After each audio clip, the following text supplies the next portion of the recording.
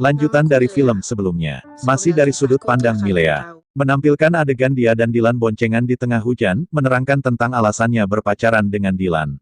Mereka terus mengobrol seperti biasa tapi kali ini ada yang berbeda. Status mereka yang sudah resmi berpacaran. Ini hari pertama jadiannya, yaitu setelah pulang dari kantin BIM. Video alur film pertamanya udah dibahas di film sebelumnya, periksa deskripsi video ini untuk mendapatkan link ke video pertama pas mereka masih PDKT. Lanjut, mereka bicara tentang cita-cita. Milea bercita-cita menjadi pilot, sedangkan Dylan bercita-cita untuk menikah dengan Milea. Sangat so sweet. Malam hari, seperti biasa di video sebelumnya, Milea les privat yang diajar oleh Kang Adi. Kang Adi ini cerewet dan suka cari perhatian karena dia juga naksir Milea.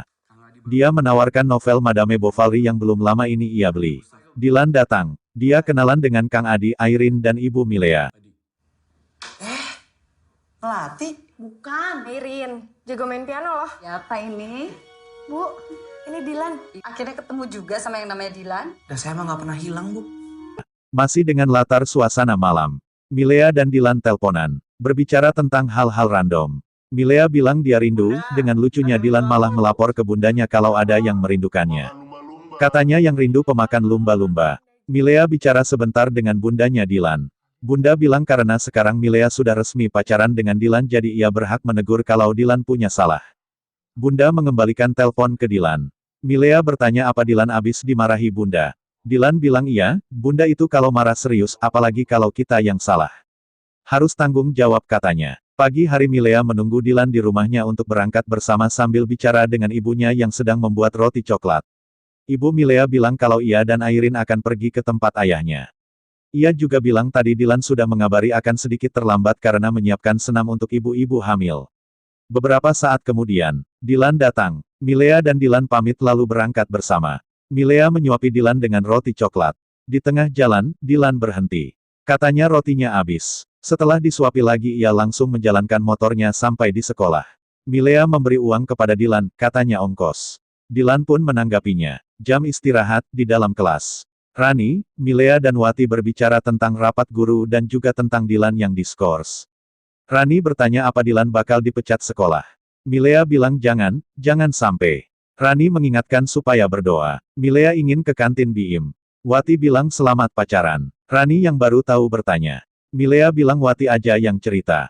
Baru berjalan sampai depan, Nandan datang mau membicarakan porseni. Wati mengatakan jangan diganggu, Mileanya mau pacaran. Pian datang dengan terburu-buru dan mengatakan kalau Dylan berantem. Milea segera ke kantin BIM untuk bertemu Dylan. Sampai di sana Milea bertanya-tanya. BIM menjelaskan keadaannya, kalau Dylan dikeroyok. Tidak ada yang tahu siapa yang mengeroyok Dylan. Di depan rumah, dengan perasaan sedih Milea mengungkapkan harapannya kalau ia ingin bersekolah dengan Dylan. Ia juga ingin Dylan kuliah. Malamnya Dylan menelpon. Mengingatkan ini malam minggu, dia mau ngapel. Milea melarang agar Dylan tidak kemana-kemana sampai Dylan sembuh. Tiba-tiba Kang Adi datang. Milea merasa malas menemuinya. Dylan menyuruh Milea untuk pura-pura marah supaya Kang Adi merasa tidak enak. Setelah menutup telepon, Milea menemui Kang Adi. Ia bersikap judes dan cuek tapi Kang Adi tidak menyerah. Dylan datang ke rumah Milea membawa 17 orang teman geng motornya untuk merayakan jadiannya.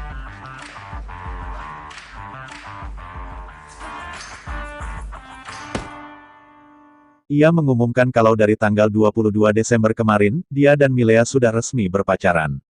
Mereka jalan-jalan keliling Bandung. Setelah itu, Dylan mampir lagi untuk ngapel. Pagi hari, Milea mau ke tempat ayahnya, ia dijemput oleh Bang Faris, pamannya. Kebetulan Bang Faris ini temannya Kang Adi. Ia membahas tentang semalam Milea mengadakan pesta dengan anak-anak geng motor. Milea membela Dylan. Sesampai di tempat tujuan, keluarga Milea sudah berkumpul. Ada Tante Anis juga, sepupu jauh ayah Milea yang baru pindah dari luar negeri. Katanya ia pindah ke Bandung karena keinginan Yugo, anaknya. Yugo mengajak Milea jalan-jalan untuk mengenal Bandung.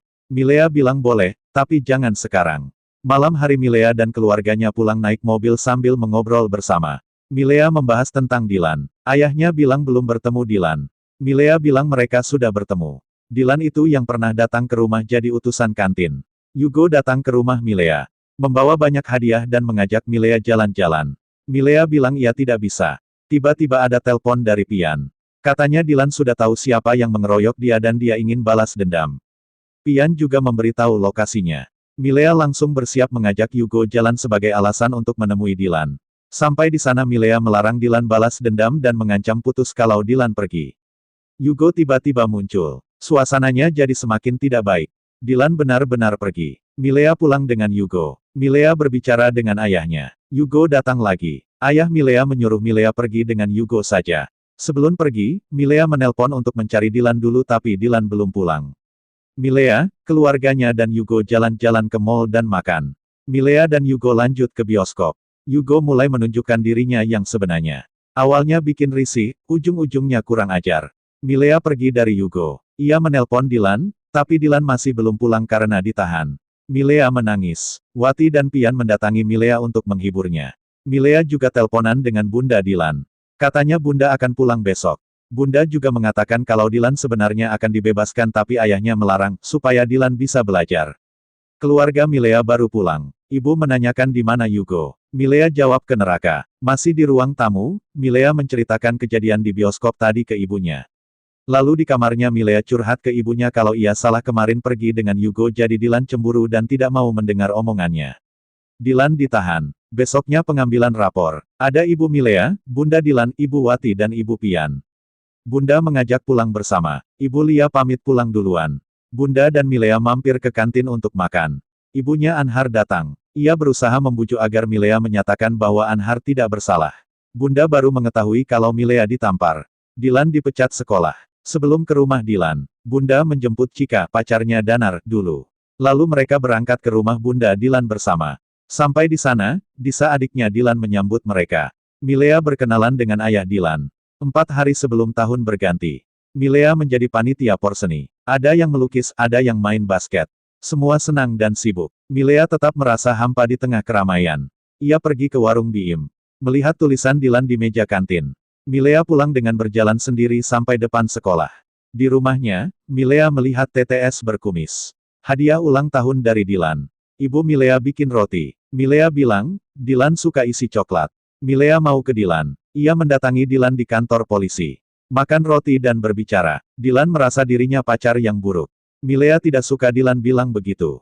Dylan bilang Milea tidak menepati janjinya. Katanya kalau Dylan menyerang, Milea dan Dylan putus. Pembacaan puisi di porseni. Milea yang menjadi panitia dilihati oleh salah seorang guru, namanya Pak Dedi. Milea bersih-bersih. Didatangi Pak Dedi. Yugo dan ibunya mendatangi rumah Milea untuk minta maaf. Milea tidak mau memaafkannya. Dylan datang. Milea memperkenalkan Dylan sebagai pahlawannya, yang rela melakukan apapun untuk melindunginya. Milea dan Dylan bicara di luar. Milea masih sedih. Dylan menghipnotis Milea agar tidak sedih lagi. Setelah itu mereka jalan-jalan. Mereka mesempir makan bubur. Milea menceritakan tentang kelakuan Yugo di bioskop. Pulangnya, mereka ke acara tahun baru. Dylan memainkan gitar, duduk bersama dengan Milea. Teman-teman mereka menghitung mundur penghabisan akhir tahun untuk menyambut tahun baru. Besoknya, di sekolah, Dylan izin pamit ke guru-guru karena akan pindah ke sekolah baru. Milea menjemput di Dylan di kantor. Yaudah, saya pamit duluan. Abdul, Dylan, Pak. kamu tahu Dylan itu singkatan dari apa? Enggak. Hadi-hadi di jalan. Iya. Di kelas, Pak Dedi mengajar tentang puisi. Dengan penuh penghayatan membahas tentang air mata, Wati bersuara, menyamakan itu dengan bawang, yang bisa bikin nangis. Semuanya tertawa mendengarnya. Wati, Milea dan Rani jalan bersama. Pak Dedi memanggil Milea dan memberi puisi. Di warung Biim, Dylan membaca puisi itu. Aku diam dalam keheninganan merasuk rumah sakit jiwa. Hanya bayanganmu yang sungguh berat ku lupa sampai bertonton beratnya. Hatiku rindu tanpamu, terbelenggu oleh rasa stroberi. Manis satu. Setelahnya Milea memberikan puisi itu ke Akeo. Akeo memberikannya ke Biim. Di rumahnya Milea memandangi puisi Dylan dengan terus tersenyum. Besoknya ada kabar Akeo meninggal. Dylan menjemput Milea untuk melayat bersama. Milea bersikap judes ke Dylan. Ia juga menolak tawaran Dylan untuk berangkat bersama. Setelah melayat, Dylan menawarkan untuk mengantar Milea pulang. Milea tetap tidak mau. Dylan menelpon, menawarkan untuk menjemput Milea ke sekolah. Milea tetap menolak. Pulang sekolah, Milea masih menolak ajakan Dylan mengantarnya pulang. Pian memberitahu Milea kalau Dylan ditahan sebentar dan diusir dari rumahnya. Sekarang ia tinggal di rumah Burhan. Milea ke rumah Burhan. Ketika bertemu Dilan, ia menamparkan dan meminta putus. Dilan tetap menawarkan untuk mengantar Milea pulang. Milea telepon dengan Bunda Dilan. Lalu mereka sama-sama ke rumah Burhan. Milea, Bunda dan Dilan berbicara di tangga. Bunda tidak kasih izin Dilan tinggal di rumah Burhan. Milea masih terus menangis. Di sekolah, Milea berbicara dengan Wati dan Pian tentang Dilan. Pian menyampaikan kalau Dilan sudah punya pacar baru. Milea ke warung Biim.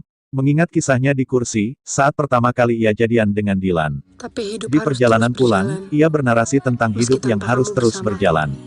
Lulus SMA, lulus kuliah. Di sebuah kantor, Milea mencari seseorang bernama Opik.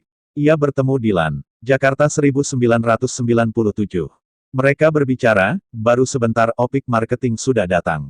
Milea pergi duluan. Di mobil, Milea tahu kalau Dilan bagian proyek direksi artistik dan masih baru, jadi ia tidak diundang ke pesta karyawan. Di tengah pesta, Milea izin keluar sebentar. Ia mencari Dilan ke tempat magangnya. Bicara dengan security di sana, Milea langsung pergi ke stasiun. Sene Milea masa depan mengetik. Berkata 1 tahun kemudian ayahnya pindah ke Jakarta. Milea melihat rumahnya, mengingat semua kenangannya di rumah itu. Berlalu pergi meninggalkan Bandung. Milea mengucap selamat tinggal pada semua yang ada di sana. Selamat tinggal, Dilan.